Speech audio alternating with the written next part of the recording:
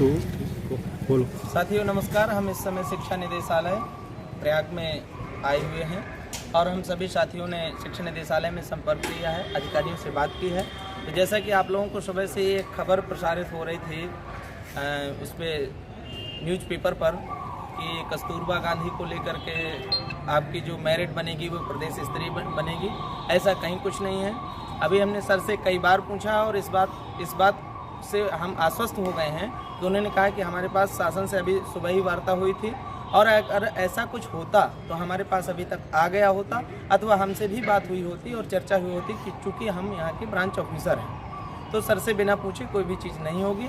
Sir ने इस बात को बार बार नकारा है कि नहीं, पेपर वाले तो बहुत कुछ छापते हैं इस पर, और हमारी भर्ती का और कस्तूरबा गांधी दोनों में बड़ा अंतर है, क्योंकि कस्तूरबा गांधी की जो नियुक्ति प्रक्रिया है वह इंटरव्यू लेकर के और मेरिट बना करके की जाती है, लेकिन आपकी विषयवार परीक्षा हुई है और अभी तक मीटिंगों में यही तय हुआ है कि विषयवार ही मेरिट बनेगी। चूँकि हम लोगों ने जो डाटा भी भेजा है वह भी विषयवार और आरक्षण अलग अलग कर करके हमने भेजा है।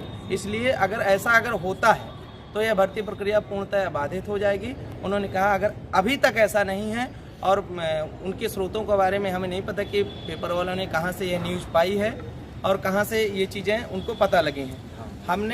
हमने यह खबर नहीं दी है और ना ही शासन से ऐसी कोई खबर दी गई है। दूसरी बात सीटों को लेकर के है, जो आप लोगों को सबसे ज़्यादा आश्चर्य हो रहा था कि ये कैसे हो रहा है, तो आज हमने पुनः उनसे पूछा है और हमारे सभी साथी आए हुए हैं, इन्होंने भी सुना है। जो जिन इनको जानते हो अलग से फ़ोन करके भी इनको व्यक्तिगत रूप से आप पूछ लीजिएगा, आश्वस्त हो जाइएगा।